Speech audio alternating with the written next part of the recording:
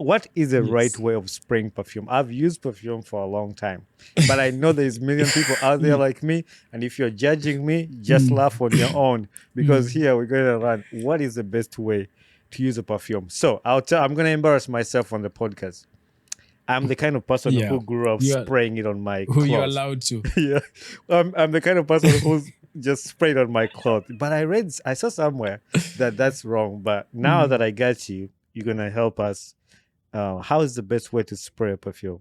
I'm from a beautiful place, the Pearl of Africa. Hailing with a 256, it's in my blood. That's a gem where the mountains rise. With stories untold, the tapestry of cultures unfolding, so vibrant and bold. A symphony of stars, a celestial light. The drums beating, echoing through the night. Just like a beacon of light, a reflection that's coming up from the Nile. I'm flowing straight into the heart of Africa with timeless stories untold.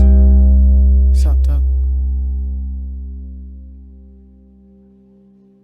3, 2, 1. Let's go. Let's get it. Welcome once again to another episode on the Ugandan Boy Talk Show. I'm dedicated to bring you stories from your famous people, the regular people, people who want to come here to have a conversation. And I'm happy to hear this feedback back from the listeners that they enjoy the conversation we have here. We've had a lot of conversations with musicians, people who are in content creation. But today I bring you a different topic that actually you need to hear or everybody needs to hear. And today we're going to talk about perfumes or colognes. We're going to ask the questions that too about colognes and perfumes. But it's exciting to get to know more about perfume. You think you know perfume? Tune into this episode and you'll learn a little bit, one or two. And today I'm excited to have Kenneth Otieno on the podcast. Did I pronounce the name right? Yes, you did it. You got it so right. I'm very happy to be here. It's been a long time. We Yeah. just keep on talking. And I think the conversation today might be very interesting and a little bit different from the normal. Yeah, exactly. And Kenneth is perfume connoisseur. Like that is like somebody who knows about perfumes. And Kenneth, do you know how you got recommended to be on this podcast? Do you know how you ended up here? Not really, not really. It's even a shock. I would really be interested to know how I got my way here. So how you ended up on this podcast? I hosted Epas Bagonza on the podcast. Okay. And when Epas came on the podcast, I usually ask people, and you should prepare for this question at the end where I ask you, who would you like to see on this podcast next? You're going to be thinking about that through the whole episode. But Epas recommended you to be on this podcast. And I believe Epas is one of your biggest clients too for the perfumes. Your relationship. How did your relationship with Yes. Epas start, and how did you connect with him? Yes, I think our relationship is, I think it's almost 10 years now. But we met back days when we were in high school. We were both at St. Lawrence, Creamland campus. Okay. So back then we were both good friends. He was a good actor by then. He was singing, but he was more into the comedy side. But life is very funny, Later on, he started singing actually way later, but in the beginning, he was more of a comedian. We did some skits with him back then. So we had a very good chemistry with him. We had things that we shared in common. The principles were there and that we are sharing in common. So the friendship was there right from A level. So way along the way, we lost track because he went to a different school, but I still finished at St. Lawrence. But immediately after school, we kept on like checking on each other. I'm doing this. So when he was even getting into music, we're the first people who were there. We kept on pushing him. We told him, man, you really need to go and get this thing done. So along the way, supporting each other, then around sometime 2018, 2017, I tell him, bro, I have a passion and there's something that I think I want to start up. So he asked me, what do you want to do? I said, man, there's this thing of perfumes. I love perfumes and I don't think there's a gap in the market. Yeah. I think people really need to appreciate that, because the lifestyle was changing, We cannot still believe that we're living in the old traditional days, If you look at the context which now people are operating in, we almost living like in a fast world, Right. People want good things. So I wanted to tap in that market. So Epa said, yeah, it's a good idea. Let's start it. So I can tell you, Bonnie Epa has been there from zero. Nice. And he's still there. He's not just like a consumer know Ep218 plays a very big role in the Perfume Plus. That is Yes. amazing, and it gives me. That's why I have a big smile on my face when I was listening to that story, because those are Yes. kind of relationships Yes. we love to see. Like I think that's why God put us on the world to meet other people, and somebody holds you on your journey and walks with you. So gives me a big smile to hear that story, because ever since I had Apis on the podcast too, he has stayed as a brother, encouraging me and sending me, uplifting me. Actually, Yeah. before the recording, I was just talking to him on WhatsApp. We were talking about some things about content, but to hear him Yes. in your story, in your journey, it's amazing. And you mentioned two things that I can see Yeah. out of his life that you talked about in his story. Like Yeah. he was an actor and then he was like a comedian. Yeah. When you see this guy, like he's Yes. serious, he can be serious, but when he's funny, and Yes. that's why like he cracks jokes all the Yes. time Yeah. everywhere. And but yeah, that's cool to see that journey. So that was your Yeah. meeting Apis in Perfume. What is your Yeah. own? I mean, is it a different story from your own history of perfumes, like how you got into it? Is it different from the story with Apis? Yeah. Yes. Yeah. How I got into perfumes actually, it's about 2018. I made a journey to UK. So along the way, I managed to purchase few fragrances, about 2, 3. So when I came back, the few friends that I had started developing interest, and I've always had passion for fragrances right from way back. So I was doing quite a lot of things before, which I'm still doing aside from the perfume business. So I decided that, why, if friends can keep asking me about these fragrances and, they smell good, you keep, where did you purchase your fragrance from? I decided just to, let me give it a trial. So the first thing that I did is I started very small. Around coming now 2019, I started with a very small section, and because I had a lot of OBs and OGs, so through the groups, I kept on posting on my statuses and the demand started coming up. And, I saw an opportunity and I decided to jump into that opportunity. So it's one of the best decisions that I ever make. So up to now, the journey has been through. It's, when you get into business, you don't understand the dynamics. You get into business and you realize, this is not exactly what I thought uh, it's going to be. And then you realize, boom, you've put in so much that you can't withdraw. Yeah. So now the only thing that you have to do is to move forward. So now that is where I reached by around 2021, 2022.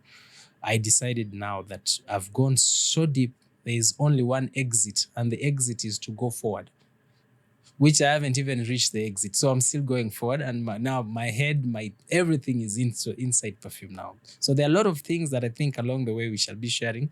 I've discovered very many things and, to me, I still think it's a good idea. It's one of the best things that I yeah. So definitely, yeah. Along the way, we're gonna dig deep into this journey and what you've noticed through this journey. But I like to listen when I have people on the pod. That's one thing I've learned doing this thing. I taught myself on like doing this podcast. I didn't go to a journalism school or anything, but one of the things I've been trying to learn is to listen to people when they talk. I like the Yes. things you mentioned along your journeys, like posting on status. A lot of other people out there having Yeah. businesses, and that's where they're at the point of like posting on WhatsApp. They don't see the outcome of that. They don't see the support, but it's like your story. You just kept Yes. going, and to see where you are right now. Yeah. And that's something I was talking to Apis about on the phone. Is like we're talking about the support from our circles. Like right now, Very true. we were running the awards of Pulse for the podcast influencer of the year. Actually, since I'm talking about that, remember to vote for my podcast. It was nominated in the Pulse Awards. Thanks to everybody who is voting. We are leading, and it makes me happy. But in that process of like calling for people for support for your business, for your content, Yes.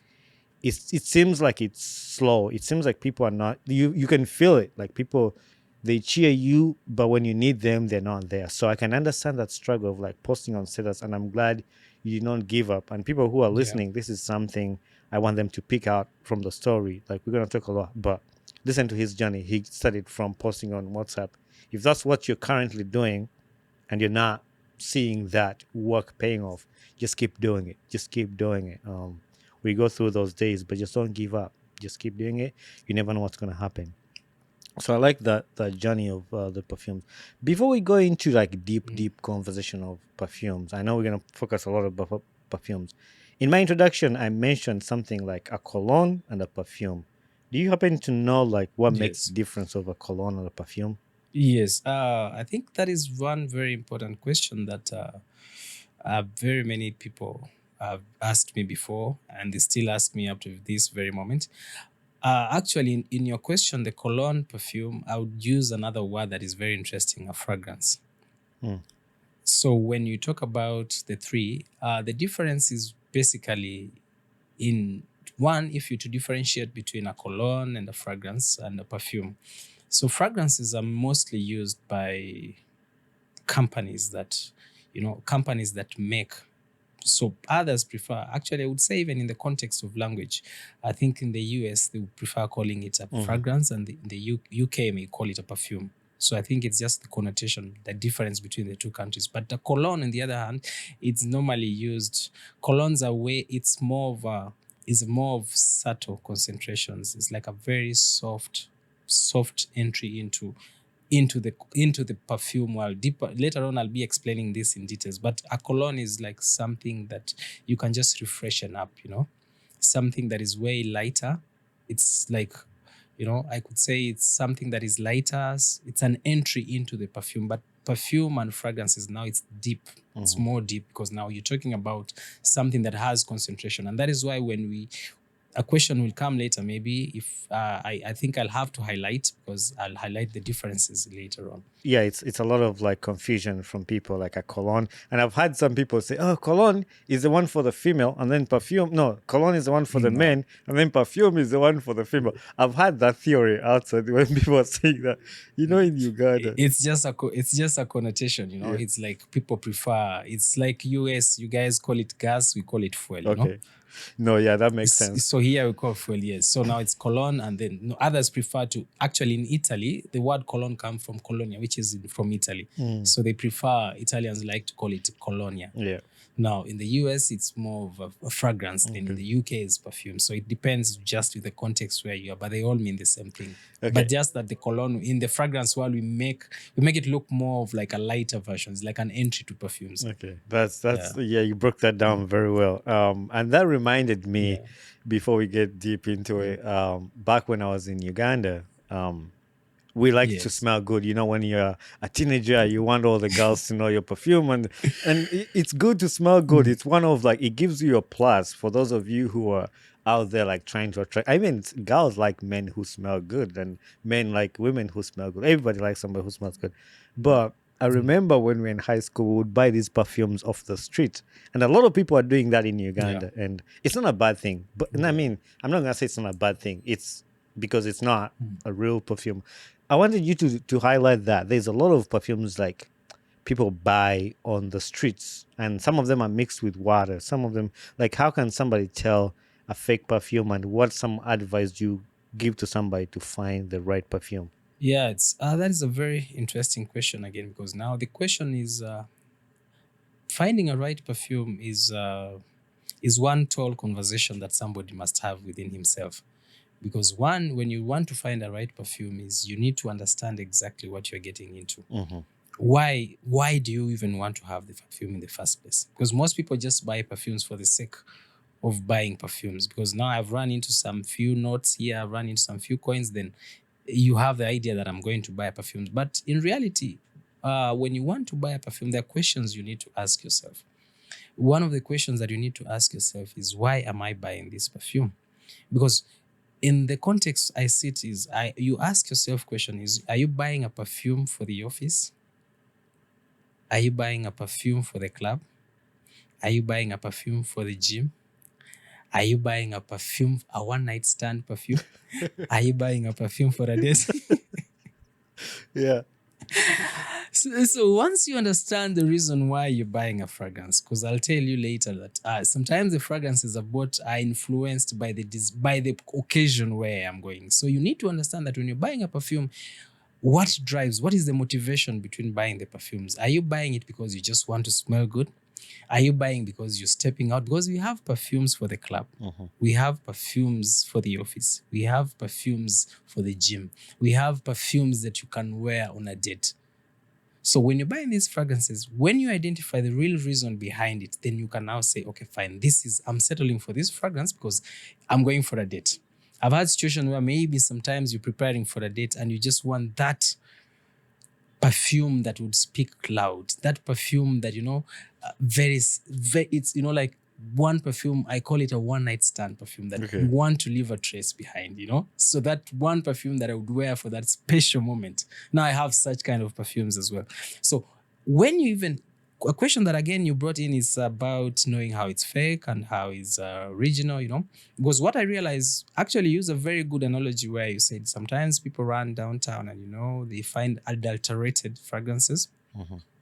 Now, what is happening is sometimes because of budget constraints, and somebody would really want to own a fragrance, but because he cannot match up with the real thing, he's targeting now, what I can do is let me just walk out and buy something that can fit within my budget. But the truth is, a lot of perfumes, especially the designer perfumes, are adulterated, and most of them you'll find the content is really, they water down. Actually, the word we use is to water down. Right. So what happens is when they water down a fragrances, for example, if the perfume comes in a concentration of about 30%, what people do is they pick up the scent and then they add purities that can, like if it's 30%, they will split it into about 6. So they'll have about 5, and then the 5 they will top up with purities to make sure that they have 100 ml. So you find the perfume is watered down and then it becomes a little bit cheaper. And this is the beginning of now having very many dupe perfumes that smell almost the same, but in reality, they are fake perfumes.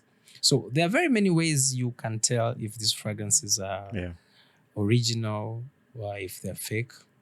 One of the easiest ways I tell people is to use a barcode scanner. You just download a barcode scanner or a serial code scanner. You download it on the phone. And normally, in most perfumes, you find they have a barcode scanning behind the. I wish I had my bottle here. I would show you, but I don't have. The box. So in the box, you'll find there's a serial behind it. So when you have your phone, you can scan. So when you scan, normally it's supposed to take you directly to the source where the perfume. So it will bring for you. It will authenticate, and it will show you exactly the image should appear as exactly from the one that you're purchasing. That is one way. And then also you have what you call cosmetic check scanner. Now this one goes even further because it goes beyond even just scanning, but even tells you the batch code. It tells you even which country the perfume is made. So whenever you buy a perfume, always check for the two things. There's always a serial and a Q code, so you can scan both. One is used for the cosmetic check scanner, which gives more details, and then one you can just scan. So it's very rare for a fake perfume to pass the test of the two. Rare, they can pass one, but they would fail to pass the other one, especially with the batch code scanning.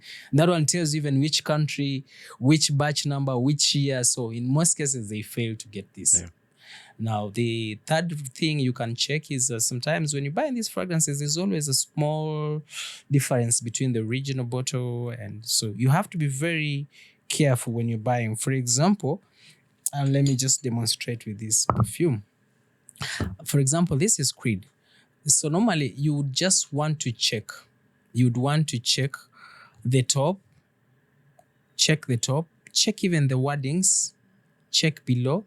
You'll find in most cases the fragrances that are duped, they tend to have a difference. There's always a slight difference between the real bottle and the fake bottle. But you can also establish the real bottle by going through the main website. For example, if it's Creed, go to the Creed website, download the image, then come back to the perfume that you've bought. You'll find the way the Creed is written is totally different. You'll check even the labels is different. The emblem is different. Something must be different. Right. Another sophisticated way, but I didn't come with my scale, is also we have a scale that you can measure the real bottle and the fake bottle. So normally we know when through the website you can check, for example, how many grams does Creed weigh, so you can put the real bottle and the fake bottle. So there's always a difference, but in most cases it's always the cap. Like for example, if we are doing most Christian Dior fragrances, for example, I have here the boys, they always have a magnetic, Okay. they have that magnetic type. So with the fake fragrances, again, you may find that magnetic vibe is not there, you know. I see you're trying to check in. So that is also another way you can also tell. And also another way, which to be just sure of these fragrances, you just make sure you buy from the right stores, Right. so that you save yourself. And also you sometimes, I have a situation whereby, you know, you find somebody coming and telling, you know, how come you're selling this fragrance at this price and somebody is selling this price? You know, with the internet, I believe you can get a lot of information. Through the website, it can give you an indication of exactly what you're getting for. For example, if you go to the Creed website, you find it is about $350. Within that context, you can now start imagining. You look upwards. You can never look lower, because I don't think somebody in the right mind can buy something below the cost price of the main official website. So I think that is also one good indicator that maybe you're also headed to. But finally, and I would say, just go to the right stores that sell the right perfumes. Yeah. And that's a warning. A lot of people in Uganda, we like cheap stuff. You know, you just mentioned it when you're finishing that statement. Like you find something, somebody's selling it for 320. You're like, oh yeah, Sarah, I'll go to the other guy who will give it to me on 100. You know, like, but in real sense, like if you Google that, and I'm glad you brought Google, like look it up. How much does it cost? How much is it selling to me? There's something wrong. If on internet it's $300 and this person is asking you $100, there's something wrong somewhere. Yeah. Unless he's There's broke and he something just wrong. needs money to bail him out, then you can buy it. Then it's legit. But Kenneth, when you're talking to us, when you're talking to the people, you were well educated about perfume. I like that. I like somebody who sells something and they're knowledgeable about that. And this question, it just came up. I didn't write down, but is this something you went to school for, or how did you build your knowledge on perfumes? I know we do research and stuff, but I just wanted to know, like, if somebody out there is looking up to you, how you got this knowledge of perfumes. Did you go to school for this, or? Yes, actually, I really wanted, just like I told you in the beginning, this is something that I'm so passionate about. I didn't mention this, but I have other things that I do to also earn a living. I'm a consultant. I write proposal for companies. I do consultancies. You know, I do capacity building. That is also one of the things that I do. I've trained for now. I'm also a lecturer, part-time lecturer. So that is what I do, like on the other side. But when it comes to fragrances, you know, I really needed to tap in and totally understand what is this that I'm missing. You know, there must be something that I was missing. Just I didn't want to stay average. So I've done a diploma in perfumery. And then I've also I have a master's in scentology. So I've even written a book, which I think it's here later on. Maybe I'll be sharing a detail about it. So this is my entire book, which I call it the Perfume Plus 101, the Ultimate Guide. So this is basically like volume 1, where it just talks about the few basic things that somebody needs to understand before getting into the perfume world. So I've gone to school. Some of these things is as a result of school. So it's not a gamble. What I'm saying, like, this is what I submitted for my thesis. As you can see behind, this is me suited up. So I used the model as well in the front cover. So I submitted this for the master's. So I know it so well what I'm talking about. That is amazing. And I'm excited for this episode. Yes. This episode, it's different. It's a unique one because here we're getting educated. Even me, myself, like, I'm getting schooled, not in a bad way, but this is somebody who is out there, like, he's passionate for what he does. And I'm passionate for my podcast. And I'm excited because you and I are getting to learn something. If you thought you knew about perfumes, today you're going to learn something better about that. In depth of these perfumes, I also know that there's preferences of all perfumes to the common designer perfumes. Can you elaborate on that, like the preference of the oils to the common designer perfumes? Yes, that is It's a very broad perspective that has come up in the recent times, especially in the modern era. Now you're seeing the contemporary people are more lenient towards the oil side. But Bonnie, the oil and the perfume, there's quite a big difference. But the difference is as big as dark day and night, but at the same time is as slim as a needle. Yeah. So what happens is with the oil is every perfume must have oil. There is no perfume that doesn't have oil, because oil is that adhesive that helps clog up the perfume. It's that adhesive that holds up the bottle. It's that adhesive. It's like carbon monoxide in Coca-Cola. Without it, the Coke is flat. So as a preservative, they use the oil. That is why later on, when we talk about the differences between EDT, I think that question will come up. I will explain more in that. But the preferences of oil is because the contemporary people want to go for something that is affordable. Now, oils are more affordable because oils don't have additives. Perfumes have additives. When I talk about the additives, I'm talking about the notes. So notes are the ingredients that make a perfume. Now, notes range from a very wide. We could talk about ambroxine, we could talk about sandalwood, we could talk about citrus, we could talk about roses, we could talk about licorice. So these are the things, the notes that they use to build up a formation of a perfume, because it's a combination of very many notes. Now you have as a perfume nose. A perfume nose is a person who is trusted with the capacity to go and make a fragrance. For example, Chanel will say, we need a perfume is a little bit soft. We need a perfume that is aquatic, with more blue. So can we identify a nose who can make us something like this? So when the noses are making perfumes, they base on the notes of the fragrances. I talked about the sandalwood. I talked about the woodiness. I talked about the vetiver. All these things make up a perfume. Now, oils, on the other side, they are flat. Oils, they are flat because oils don't have a transition. The moment you buy an oil perfume, and you actually, you cannot even spray an oil perfume because they're too heavy. So normally they just apply like on the skin. So they are linear. They don't change. They don't have a history. They don't have a trajectory. They don't have like, a perfume is supposed to go through stages. From what you call the opening notes, which you have what you call the heart notes, and then we have what you call the dry down. So when you talk about the opening notes, are the 5 minutes. When you just get a perfume and the first spray that you spray in the first 5 minutes, and you feel the perfume, okay, this is what I'm feeling right now. Now that is called the opening notes, that normally lasts between 5 to 6 minutes at most.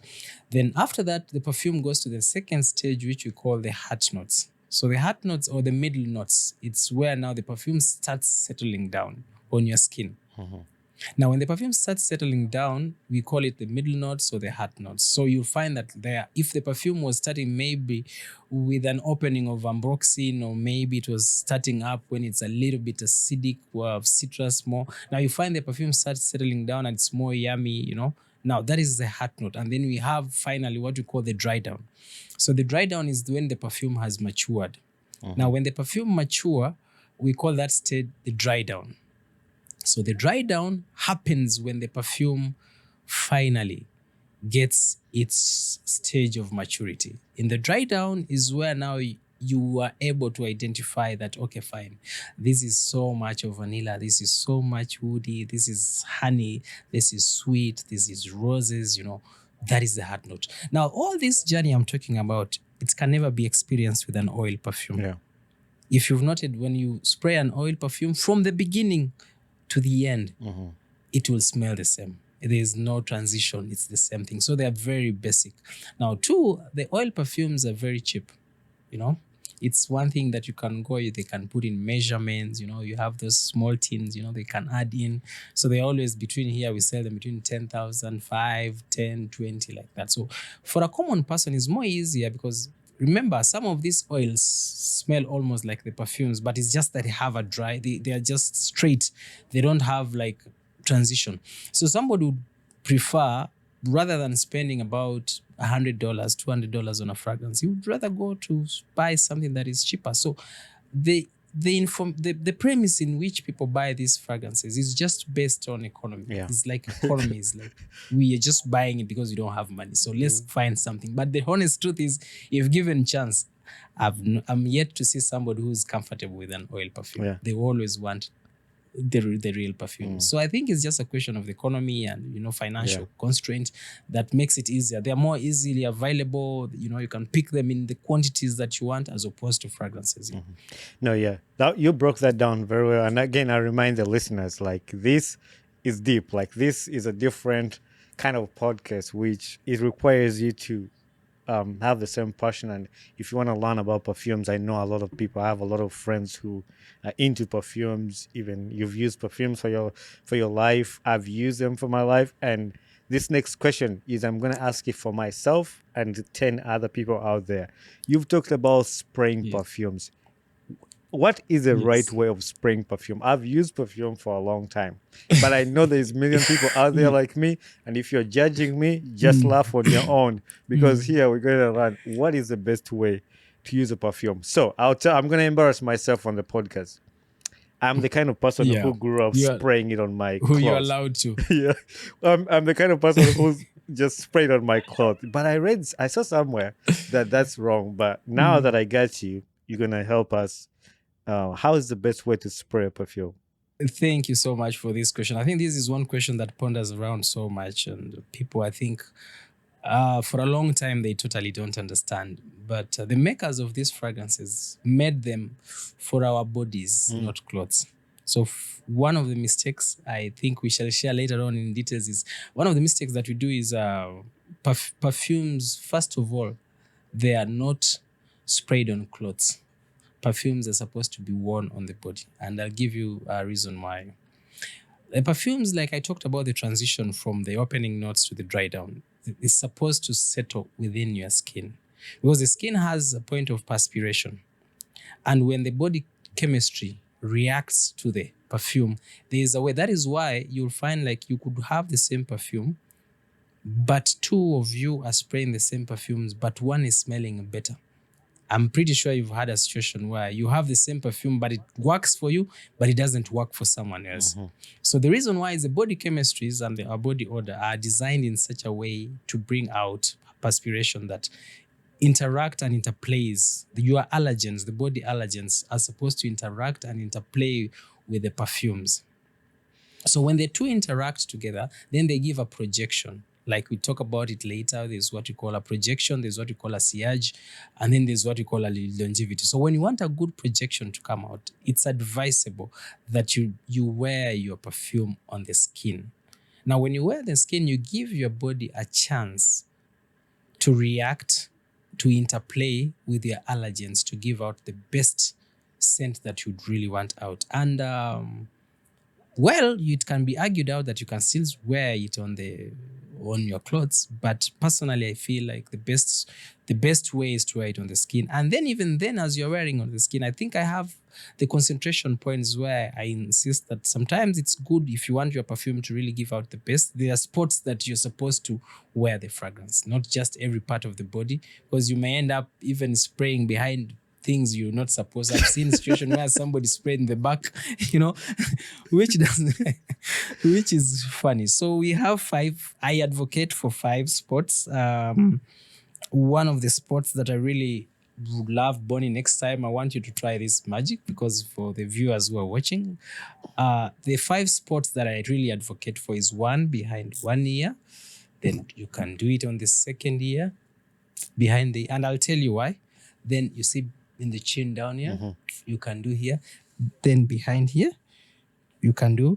And then if you see this, the in between the arm, yes, so you can spray there, especially if you're doing the short sleeve like you, it's very good. Now, the reason why we do those spots is 1, and I want you to listen to this very carefully, is because the essence of wearing a fragrance is to have what we call a sillage. Now, a sillage is that scent trail that you leave behind. Have you had a situation, Bonnie was just here, this Bonnie was here, but you're not there, but your scent is speaking on your behalf. Now that is called a sillage. And then you have what you call a projection. Now a projection is where you're seated where you are, but I can feel you from where I am. They are different. I want you to understand. A sillage is you've left, but there's that scent trail behind. That is a sillage. But a projection is you're seated somewhere, but I can feel you from there. Now, when it comes to these spots that you're spraying, now we'll dissect them from two perspectives: the projection and the sillage.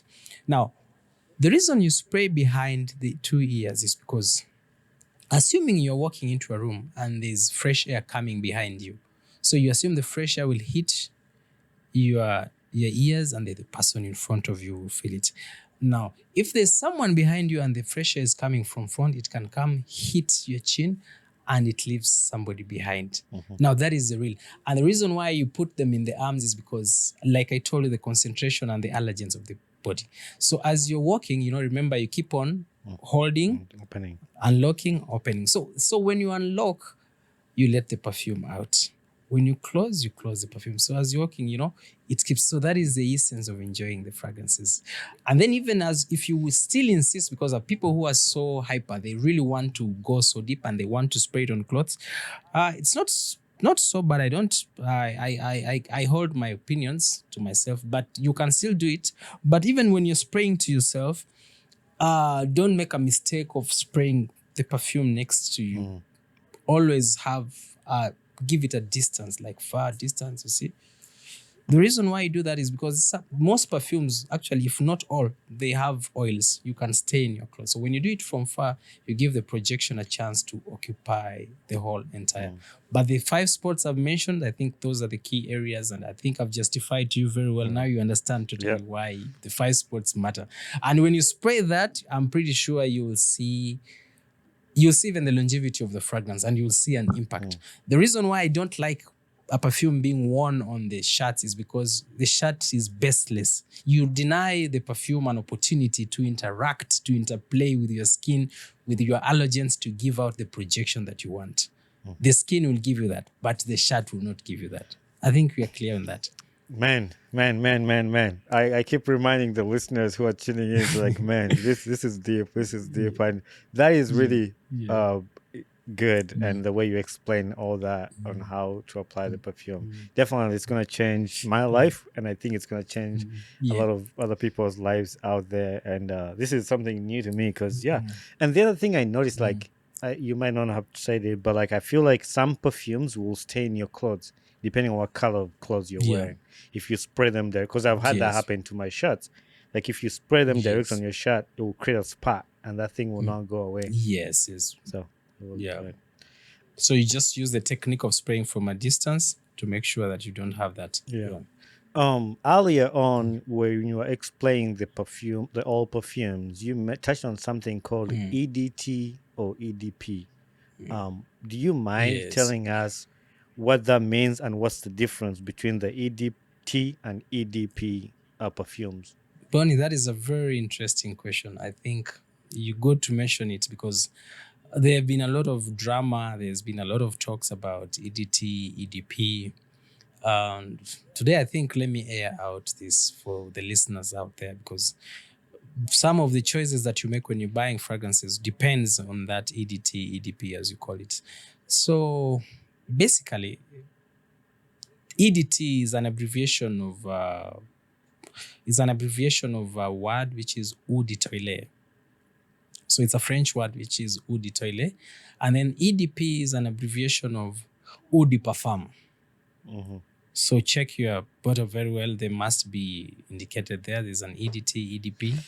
So when it comes to fragrances... Let me pause you for a quick second, actually. It's funny because both of my perfumes that I have here, you talk about the French word EDP. The one I currently use is called a Mistral. Is a bourbon vanilla. And down here it says EAU de perfumes. That's EDP. Yes. And then the one I used previously, it's a Canon Nordic Elements Earth. It says EDT, which is EO de Toilette. Eau de Toilette. That's crazy. I didn't even know what that means. And I had one of those. It's good that you have the two bottles because I'll use you as what? I'll use your two bottles to explain to the audiences right here because now it doesn't just stop there, unfortunately. No, fortunately. It goes beyond the EDT and EDP. But I'll start and break it I'll do the break from the first to the last one. So the whole interplay is about the concentration. And the concentration is about the oil concentration. So the oil concentration is what determines the EDT, the EDP. So when it comes to fragrances, actually the first one is called Eau de Colonia. That is the first one.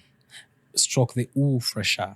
So the Eau Fraîcheur and Eau de Colonia is always a concentration of between 0 to 7% of oil concentration. Like I mentioned before, that every perfume must have oil in it because it's what holds the perfume. Then we have after the Eau de Toilette, after the Eau de Colonia, we have the Eau de Fraîcheur. Then we have the EDT, the one you have, the Eau de Toilette, which is always a concentration between 10 to 12%. Then you go to EDP, which is the Eau de Parfum. So Eau de Parfum is a concentration between 18 to 25. But doesn't stop there because I think most people have the basis of the EDT and EDP. There's the next one, which is called Parfum. It's just Parfum. So Parfum is always between an oil concentration between 25 to 30. Then after Parfum, we have what we call Eau de Parfum Extrait. So Eau de Parfum Extrait is now a concentration between 30 to 35 to 38 there. Then after that, I think the Extract de Parfum is the last one. So Extract de Parfum is that concentration that is really high. So when you're making, the reason why I took my time to tell you the differences in terms of oil concentration is because they play a very significant roles in terms of performance. So when you're buying a fragrance that is more long lasting, go for the higher oil concentration. Go for the EDP. I'm pretty sure the two of them, you must have noticed that the EDP lasts longer than the EDT. Yep. Basing on what you have. Yep. Yes, because they are more stronger. So the Eau de Toilette is made for people who don't want to have a very strong. People who say, no, perfumes gives me headache, Someone who likes, people love perfumes differently. There are those ones who love very loud, strong perfumes, and then there are people who love subtle fragrances. So you could find the same perfume, but because the maker wants to enjoy economies of scale, he decides to do market differentiation and decides to make an EDT, an EDP, and an EDP extract. I wish I carried my bottles. I would have shown you because I have all this. So concentration is what matters. So the higher the oil concentration, the longer the longevity of the perfume. That is definitely. So when you're buying a fragrance that is EDT, it's a lower concentration. Just know the performance is most likely to be lesser than an EDP. So if you're given two fragrances that look alike, and there's an EDT and there's an EDP, always go for an EDP or an Parfum or the Extract de Parfum because those ones will last longer. But there's a small contradiction which I would want you to pay a little bit of attention here is because one, it does not necessarily mean that an EDT is a weak performer. Not all EDTs are weak performer. I'll go back to my earlier explanations when I talk about the notes.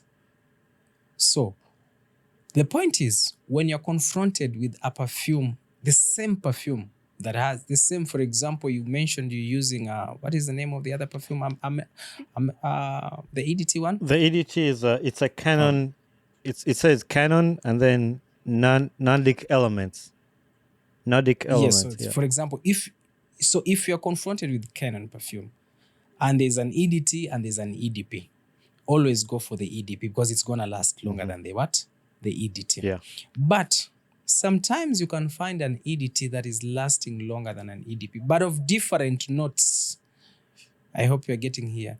If you find, for example, vanilla, because most vanilla scents are very long lasting, and they will find they will try to make sure that. Yes, so you'd find sometimes that you find a perfume that is still EDT but is very long lasting. Then it technically means that they use notes that are very long lasting. So the only argument that can pass is if you have the same perfume but EDT and EDP, then you go for the EDP if you have a long lasting. But if the notes are different, then it's a little bit debatable. That one now you need to understand, are these notes long lasting or they are notes? But preferably to be on the safe side, settle for the EDP. I think I I'm, think that is I what is am good. going to actually agree with what you just said because since I have the Yes. EDT and EDP, I can tell you I've lasted Yes. longer with my EDP, the vanilla one, than I did with the Yes. other one. Yeah. And it's crazy to Because the other one is so it's light. crazy to think about these things because I was using it and I noticed the difference, but I Yes. could not put it to mind because I Mm. don't know how to explain it. And like for me, this is Yes. like a big deal, especially because I love perfumes. I do love Mm. perfumes, and I'm always No, somebody it's very who important. wants to discover more about perfume. Yes. And now you just opened my mind. Mm. So next time, actually, if I'm in Mm. Uganda, I'll stop by your shop and try to find myself a Yeah. perfume. But also it's at this Yes. point that I'm asking my listeners, those who are in Uganda or who are in the diaspora, but you often go back to Uganda. The only thing we can pay Kenneth is just going by his shop and purchase a perfume because I know he's gonna get you right and you're gonna get exactly what you need because from his explanation, he's not trying to sell you something bad for you. He's gonna actually help you get Mm. what's good for you. On that very note, I wanted you to Yeah. remind my listeners of where your Perfume Plus is located and where they can find it. So Perfume Plus, we have two branches. We have one at Arena Mall, Unit 9. And then we also have one at Kampala Boulevard, Shop B18. Okay. So when you come to town, go to Kampala Boulevard, or you can go to Arena Mall, Unit 9. Yeah, this is a deep conversation. We're actually already like in like almost 50 minutes, but we still have a few things to cover here and we want to get you right. So just settle in, enjoy the conversation. And so we also talk about the entry of the Arab perfumes. Like I don't know much about the Arab perfumes, but like the question that it poses on the designer perfumes, like are those two different perfumes? And you tell us more about the Arab perfumes and do they even pose a threat to designer sense? Take us into that. That is absolutely a conversation that we must have in this context, because when you look at the entry of Arab perfumes, I think there's more hype within the Arab perfumes.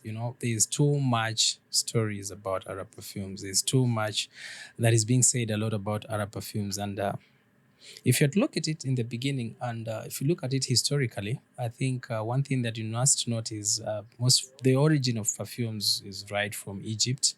The Arabs were one of the first inventors of perfumes because they used them for reservations of the dead.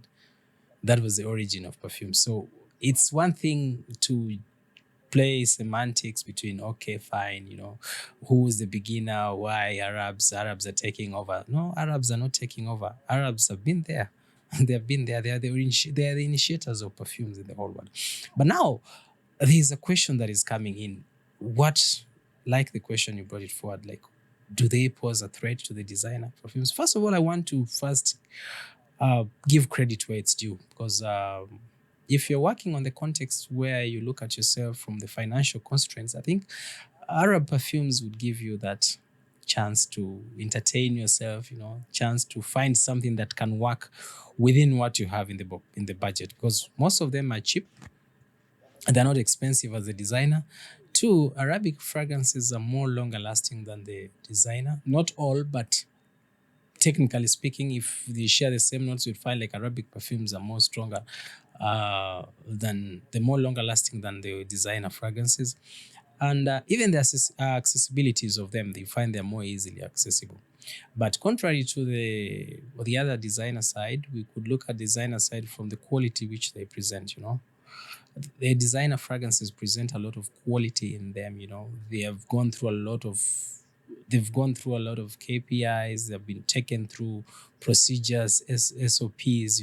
They don't defy the common understanding of what a perfume should be. Because one thing that you realize, if you realize that some of the disadvantage of Arabic fragrances is they pose a threat to the skin. That is why some people complain of irritation. Two, they have not been given time they have not properly gone through a procedure. So when I look at the two debates, I think there is going to be a little bit of a disruption. Yeah. It's like a disruption to the Arab world has brought a lot of disruption to the perfumes, but as I still say, they lack identity.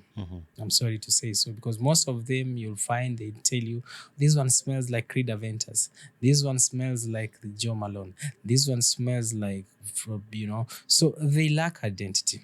And I can tell you, Bonnie, a Rolex watch will remain a Rolex watch. You can wear your copy, but within yourself, you understand, no, this is outrightly not right, Yeah. So you may pass by, but somebody who's wearing a Rolex will always be a Rolex person. So when it comes even to these fragrances, most of the Arabic perfumes don't have a unique identifier. They rely on the designer because they tap on them and they carry the scent and they go and make it synthetic. That is why 99% of Arabic perfumes are synthetic. But when you look at the designer perfumes, okay, they are a little bit of synthetic, but they weigh more towards organic scent. And a good scent that will not have issues with you health-wise is always an organic fragrance. So always go, even when you're buying a perfume, go for more organic than more synthetic. Though they possess both qualities, but Arabic fragrances are more synthetic. And that is why they have irritations, they bring headache, And then those are one of the disadvantages. 3, they lack totally. There is no identity. It's copy and paste. But you see, you cannot copy. That is intellectual theft, You cannot steal someone's idea and expect to I know this conversation is not really good, but from where I sit from, I don't believe like it's right for me to copy someone's idea and use it to earn money. And that is where the Arab perfumes, because if you look at most Arabic perfumes, I can tell you, Bonnie, like 90%, 99%, if you ask them which one, how does it smell, they always have a reference. This one smells like, Dio Savage. This one smells like Bulgari. This one smells like Creed Aventus. But we want a conversation where we can ask questions. Can you tell us what you've brought forward? Yeah. So when it comes to this, for now, they will bring issues and, they'll disrupt the normal procedure. But I don't think they'll last long, to be honest. I think the hype is going to be there for some time, a year, 2, 3. But again, people will get tired. It's just like in the beginning, how many people wear fake Rolex watches? But when they came out, me and you agree that I was even one of them. But now I'd rather not having than embarrass myself. Right. So I find ourselves that in the near future, this is where we are going to be. So I don't think temporarily they'll disrupt the market, but in the long run, they may be kicked out by themselves. They will not hold that market for too long. Yeah. No, again, I appreciate that very much, because I think after this, we're going to have a better understanding of perfumes, and Kenneth is here to just help you, get you straight, get you better. Next time you're going to buy a perfume, you know what to look for, you know what you want, you know what you need. It's not just a matter of going, seeing a bottle of perfume and just buy, you know what you look for. The other question I wanted to impose here, do you mix your own perfumes, or how do you get your perfumes that you sell? Yeah, so as I'm not yet there yet, because for right now I'm more into. There's one thing that I didn't talk about. I think I didn't talk about the niche perfumes, but I'm more into the designer fragrances, which includes the houses of Chanel. When I talk about designer, I'm talking about houses like Chanel, Versace, Bulgari, the CK. The Lancome. That is what I'm talking about. And then the niche side, I have like few that I'll show you maybe later on in the conversation. So I'm more into that side. But what is happening is we are already in the process of setting up our own fragrances, which there'll be 3 of them. We'll have actually the name is simple. The perfume will be called the Perfume Plus. Okay. So we'll have the Perfume Plus for men. We'll have the Perfume Plus for women, and then we'll have a unisex. So right now we are still collecting data, which we are going to use, because we have like 4 different ideas that we put up together that we're trying out in the market. So we have a team that is doing research. So once we are once we find that this is the more likable, so we are most likely to have that fragrance introduced. This is something we are looking at next year. Probably we should have perfume of our own. So when you come, you just say, I want to buy Perfume Plus for men, or I want to buy Perfume Plus for women, or I want a unisex where I can use with a man and a woman. So they're just gonna be three for a start. So that is where we are heading to. But right now we are still just doing the design and the initial. Okay, no, that's definitely amazing. And I'm gonna ask you about your top 10 perfume for men and women. But before you tell me that, let's go. You earlier you showed us a book and you wrote the book.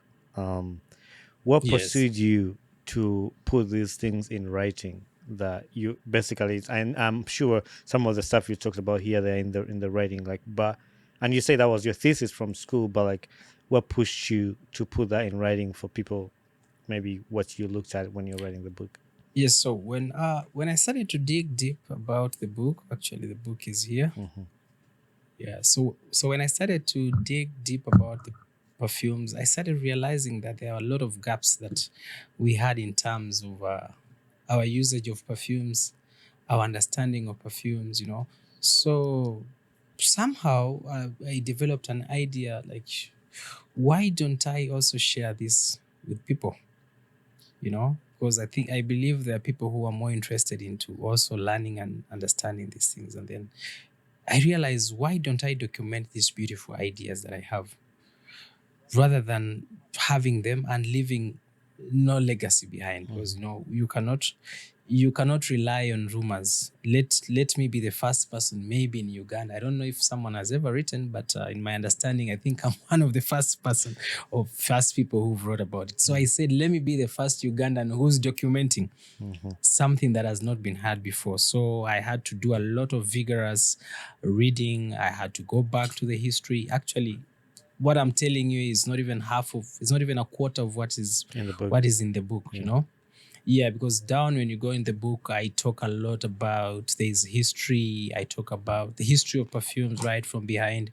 We talk about what does a perfume mean. We talk about the ingredients of our perfumes. We talk about the concentration I was talking about, the dry downs I was talking about.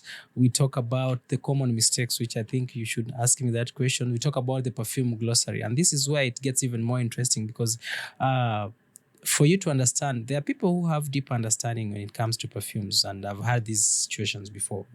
Through reviews, through YouTube, somebody would come and say, for example, I want a perfume that has amber, a perfume that is animalic, a perfume that has agarwood, So you must understand what is the agarwood, what is altar, what are the ray rams, benzoin, bergamot, So most of these things I've explained in the book.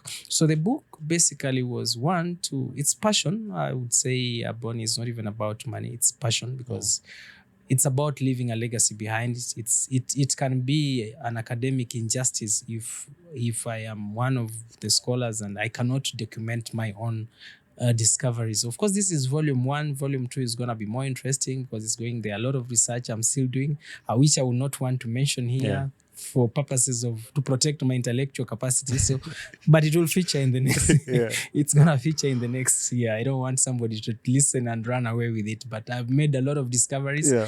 I've invested heavily on research, and I think the next volume will be more interesting. But this is just I call it Perfume Plus 101 is an introduction to perfumes. So people who want to understand basic things I'm talking about now, they can totally get it in the book. So the book has been more, I've not officially launched it yet because I'm preparing to do, and actually you should get a copy. I think I'll send you one. If you pass by, I'll keep for you a copy. Thank you. I appreciate that. It's gonna be very interesting. Yes. So this one is going to help my people understand more. For those who can buy it, they can get to understand a lot of things. And even for people who are new into the fragrance world, people who want to start the fragrance journey, even the people who want to start perfume business, I think the book will be so much of help to them because at least they'll have some conversation they can hold with the clients. So that was the inspiration and motivation behind the book.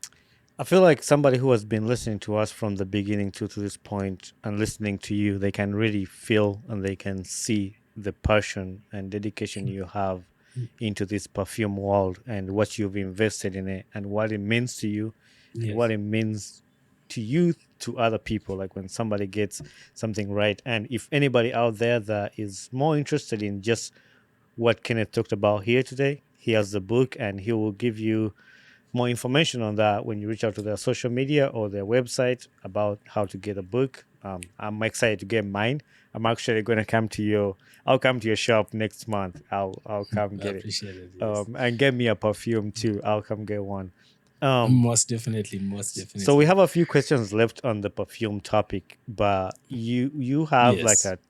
a top 10 list perfumes for men and top 10 list perfume for women. And I think these are not your personal top 10 because I'm going to ask you your personal top 10. Because what is the Yeah. top 10 Yeah. perfume for men and the top 10 perfume for women? And later on, you're going to tell me what's your top 10 Yeah. and you show them to us because I believe you came with some. Yes. Yes. So I think I'll start with the ladies because they say ladies first. You know? Okay. Yeah. So, so I'll go with the top 10. So if the ladies are listening out there, and some of the most interesting top 10 fragrances that a woman would need to own in her collection, I'll start with, I'll not go to very expensive, but I'll run something that is a little bit fair, budget friendly, but something that is good. So I'll go with the top 10 fragrances for women. I think number one, I want to start it from number 10 Okay. Start from to 10. number one. Yeah, so that it makes it very interesting. So the top 10 fragrances I would recommend for a woman. Number 10, I'll go John Paul Gaultier, Scandal. Number 8, Oh. YSL, Yves Saint Laurent, Libra. Number 7, Valentino, Born in Roma, Intense. Number 6, Versace, Crystal Noir. Number 5, La Vie est Belle, Lancôme. Number 4, I would go for, now this is where the competition starts in. Number 4, number 4, let me go with, let me pick. Now this is where the problem is because now I have top 5 and, so 4 I would go for, let me give them Good Girl Carolina Herrera. Number 3, I'll give them Portrait of a Lady by Dominic Ropion. Number 2, Delina, Perfumes de Mali. And number 1, MFK, Maison Francais Baccarat Rouge. That is my top 10 for women. What is the price of MFK? That's the only one I'm going to ask. MFK is quite costly. It's about 1.8 million. Yeah. Oh, wow. Did you say 9? I don't know. Did you say 9 Pardon? or did you skip 9? No, I did say 9. Okay. 9, I think I gave, yeah. Okay.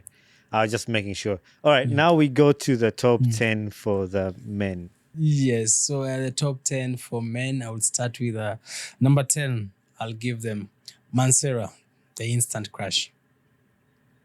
It's unisex, but I'll pose it to the men. Number 9, I'll give them the Versace Eros. It's a good fragrance for the club. Number 7, I'll give them Stronger With You by Giorgio Armani, Intensely.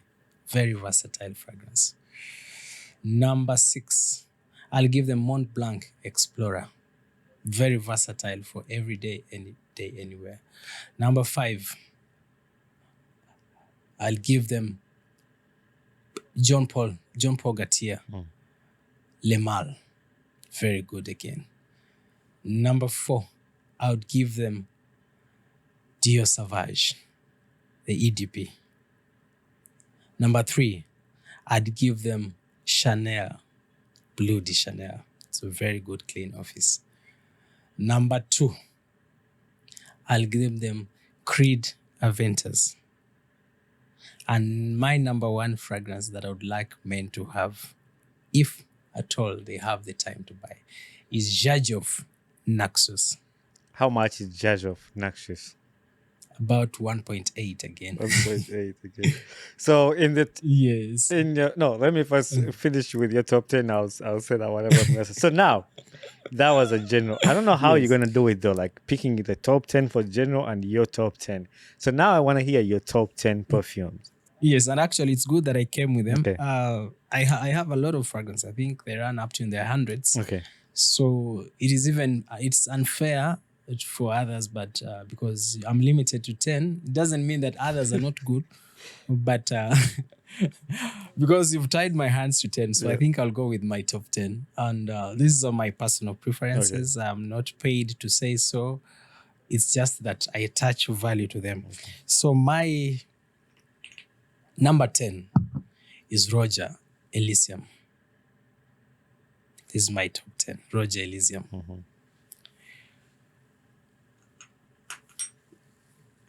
My number 9, and it's actually the perfume that I'm wearing today. Okay. It's called Santal Royal. I like it so much. I'm pretty sure your team here is really interested to even have a pinch of it, but it's very interesting. So that is my number 9. My number 8. You need to get this for yourself. Okay. This one is called it's by Penhaligon House. It's called The Tragedy of Lord George. I have a very good history about this. Maybe one day you ask me why it's called Tragedy of Lord George, but I'll break it in brief. So Lord George is basically used to be a king in the UK back then. So he had very nice garden of flowers, and then he committed suicide. And there's debate about his death. So he was found in his where he used to have a good garden. So the roses that were there is what they picked them up and they made a perfume which is called the Lord George. So I like the Tragedy of Lord George. I don't like it because of the history, but I like it because it's more potent. You can even see the type. It gives me the good vibes. It's more potent. It's more masculine. You speak like the boss in the house. So this will come as my number. It comes as my number 7. So I'll go to my number. I'll go to my number 6. It's called Pegasus by Perfumes de Mali. It's more animalic. Animalic is a good scent that taps up, but its projection is very good. You're more animalic. You feel like it's like steel. A man of steel. The Pegasus. That is my number 6. I think it's 6. Yeah. My number 5 is Creed. By this time, the Royal Oud Milici. Bonnie, look for this perfume. Unfortunately, it was discontinued. But if you can find this perfume, kindly go and get it. I don't want to say anything about it, but it's worth the money. Expensive, but it's worth the money. It comes to number 4. I go with Sedley. Still, Perfumes de Mali. So Sedley is a nice scent. It's more clean. It's not like a summer. Like you guys in summer, if you want something that is very potent for summer, Sedley is the perfume to go. It's very clean. So I wear this especially when I'm wearing suits, when I'm getting into environments where people are clean, they don't want something disruption. This speaks volume for itself. My number 3 is Christian Dior. But this time, the Bois de Jante. You can actually see I have a very big bottle. Yeah, it's a 250 ml. That just shows you the love that I have for it. So this is more vanilla. It's more vanilla. It's a compliment magnet. It's one perfume that I've never worn it and missed a compliment. So if I'm psyched up, I have some small money in my pocket, I'm stepping out, this acts like that clubbing fragrance for me. And then I'll go to my second fragrance. Do I need to talk about it? The Creed Aventus. The real Creed Aventus now.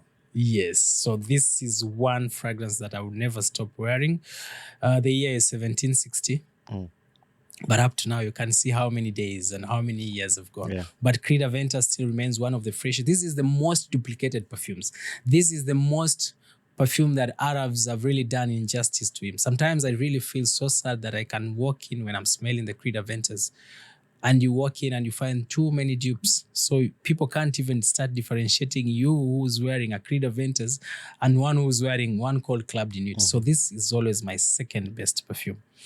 And my number one perfume, and number one keeps on changing, but as at the moment, my number one, it's called Imagination by Louis Vuitton. Louis Vuitton Imagination. It costs some bucks. You can figure it out. You are there, Bonnie. I think this is one fragrance. You'll break heads when you wear it. This is one fragrance that is clean. This is a magnet. This is a head turner. Very clean. You can see how the damage I've done for it. I think this is my second bottle, but I'm already looking at the figures I'm going to spend refilling it. But I have to get it because it's one of my, it's like right now, this is a scent that I wear and I've got so many compliments. A head turner, clean, it's versatile. You can wear it anywhere, anytime. So this Louis Vuitton Imagination costs some good bucks. I think that is for me for the top 10. That is amazing. Yes. Again, I don't know how I will stop saying this, but like this is gonna be up there as one of my favorite podcasts because this is something I was looking forward to when I was starting a podcast, is somebody to educate other people. And today I'm saying it because you are educating me. Like, you know, this is something I'm passionate about. This is something I love. I love perfumes, you know, like it connects to me a lot. And I'm hoping that a lot of people out there picked up something, people who love perfumes. And there's not much things we can say, like, but just getting to learn about perfumes. And I know there's a lot of stuff that we could have covered. I remember when you told me on the phone, when you said with perfumes we can go like deep. It's a long conversation because I know there's like a lot of things that you'd have covered today. But one question I'm gonna end with on this perfume is, what are some of the common mistakes and conceptions when buying perfumes and using perfumes? I know we talked about some of them, about how to spray them, but if there's anything you can add on to that, the mistakes and conceptions. Yes, I think we quite mentioned there are a lot of mistakes that you do, but I think I'll run over them very quickly. If there are those ones I haven't touched on, I think maybe I'll just have to polish. But number one of the common mistakes we do is to be snobs. So a snob is somebody who thinks he knows too much, you know. So you just walk into a perfume store and say, what is your most expensive perfume? And you buy. Two is, hey, Bonnie, you smell so good. What perfume are you doing? So it's a mistake. You just don't buy perfumes because somebody has told you that a perfume smells so good. Just like I explained later, because perfumes have different journey trajectory with the body. Perfumes and allergens, and people have different allergens that people smell differently. People have different body odor. People have different aspirations. So you cannot wear a perfume because somebody has told you it smells so good. That is a mistake that people do. Three is another mistake that I pointed out, is spraying on the clothes. I think that one I made it so clear. Four is wearing the wrong perfume for the wrong occasion. This one I have to again shed more lights, because wearing a wrong perfume for the wrong occasion. Bonnie, you're going to a club. You need a perfume that makes statement, a perfume that is loud. But then you're wearing a clubbing fragrance in an office. So people start getting irritated. So wear the right perfume for the right occasion. Another common mistake is wearing the wrong perfume for the wrong weather. There are perfumes that are made. That is why we say this is a summer fragrance. This is a winter fragrance. I'm pretty sure you understand that, you know, from the context which you operate in. So some fragrances that are worn in summer, they are very light skin. They are very light. So in summer, you want something that because the sun is on high rate. So you must wear something that is very light. You don't have to have a vanilla scent and it's really hot. So you end up spilling. So wearing the wrong fragrance for the wrong weather. Another mistake is rubbing fragrances. You've seen a situation where somebody walks into us in a perfume store, then sprays, then starts rubbing. No, that is not right. Because when you're wearing a fragrance, perfumes, like I mentioned earlier, they have a journey. is from the opening notes to the dry down. So when you rub up a fragrance, because of the notes, now you kill the whole story. Let the perfume run. Let the perfume run from the beginning to the end. Another mistake that I would say is people do is layering. I think I have to mention layering. I think for you, maybe you may not understand, but layering is using two perfumes that smells differently. But you've seen a situation where somebody uses like these are two different fragrances, but you spray here, you spray here. That is wrong because perfumes have different notes. I'll give you the best example. It's like you are eating food. I'm pretty sure when you're eating food, you need to have like something that makes a stew. Then you have to have on the other side if it's water. And then maybe you're taking, for example, you have fish, then you have like posho, or you have your greens. But in this case, perfumes have different notes. So you find somebody wearing two different, actually it's called layering, wearing two different or three. Some people even wear three perfumes at once. So that is like doing an entire katogo. You may find yourself, if you don't understand the context very well, you may find yourself it's like eating posho, rice, and starch, posho, rice, and cassava. You see, that is a combination that cannot work. Yeah. So even when you're doing to layering is good, but layering, leave it for the professional. Somebody who understands the dry down. If you understand the dry down, then you can do the perfume. But if you don't understand, I don't advise people to wear two fragrances at the same time. I think those are a few that I could mention. I could go on and on, but No. I think for now, let's do that. Definitely, those are helpful. And if people have learned something today, they will remember all those. But again, Kenneth, I really appreciate your time and just sitting down with me and just go on to talk about this perfume. And I'm sure if I was gonna say, I'm sure there's a lot of people who are gonna change. But if there's anybody out, if there's nobody out there who has learned something, at least you got me. I learned something today, and you studied with me. So others, if they don't, but I'm gonna we're gonna finish this episode. But I have 3 questions I'm gonna ask you. These are quick questions. Just give a one answer, one sentence. What's a life lesson you've learned in life to this point? One of the best lessons I've learned in the life is the value of consistency. Yeah, that's good. Consistency, and I borrow heavily from Collier's book, The Atomic Habits, where you have to be consistent, pick up small habits, turn the small habits into continuation, keep up, clear, have a vision, work on the small habits slowly by slowly, consistently, you'll definitely get there. That is true. That's a good one. What gets you excited about life? What gets me excited about life is just the ability to change someone's life. The ability to see somebody has been transformed. The ability to wake up tomorrow and there's somebody who has a smile on his face. I think that one just makes life more beautiful. That's another good one. And remember the question I asked you at the beginning where I told you how you ended up on my podcast? So this is the 3rd question, the signature question for my podcast. Yes. Who would you like to see on this podcast next? And you're going to help me to get that person here to be my next guest. I think the next person that I really love you to bring to this podcast is it's also going to be a very interesting topic. And I think this is more informative as well. And I'd really wish if you could get her. Actually, she's a lady. I'd want you to bring her on board. She's called Leah Kinywa. She does skincare. Okay. And if you could get your time, maybe you can just check Glycerin.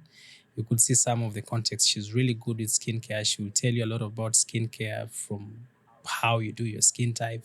She's very extensive when it comes with skincare. So I think that is one person that I would really recommend you to bring. There's more and more you pick up from her. I'm pretty sure there's more and more you learn from her. No, that is amazing. And part of the question was for you to connect me to the people, but I'll go ahead and send that invitation to them. No, I will definitely. I'll definitely reach them out, and I'll recommend them to reach out as well. But you'll learn more. You'll check them out. Check what she does.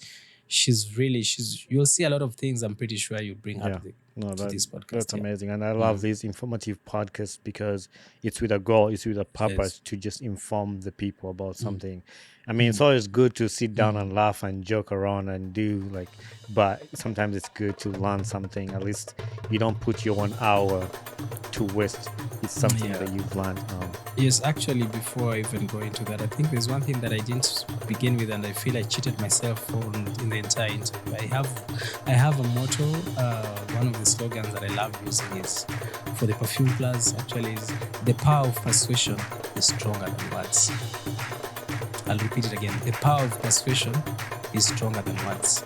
Perfume can persuade before you even utter a word.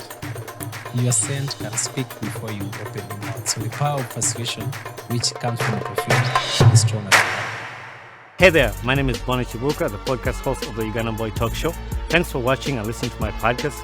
If you enjoyed this episode, don't forget to hit the like button and don't forget to subscribe. Also, leave a feedback on this podcast because that's how we grow. Thank you very much and be blessed. This is very interesting. My name is Kenneth Otieno, the CEO of Perfume Plus Uganda. I am so glad to be here today at Danceoff Studios. Quite amazing things that we learned today. Today, the conversation has been about perfumes, how to choose the right perfumes, common mistakes we make about perfumes, my top 10 fragrances. It's always a pleasure when you're in the studio. So I'm lucky to be here. And I think the conversation is going to be crazy. Big up Ugandan Boy Talk Show. Thank you so much. All right, so that's the end of it. I'll leave you in the hands of DOP, Danceoft. But again, Kenneth, thank you very much Yes. for your time and doing this recording with me. I appreciate so much, man. I can't wait for you to come. When you touch ground there, most definitely I'll look for you. All right, no problem. We'll link up. I appreciate I'll get with you on WhatsApp because I'll need some media pictures. But also, I'll have Dan take Yes. some pictures of you in the studio, and we'll use that for the graphics Yes. and to do our promotion for the podcast, for the episode. I appreciate so much, man. It's my pleasure, man. It's All my right. pleasure.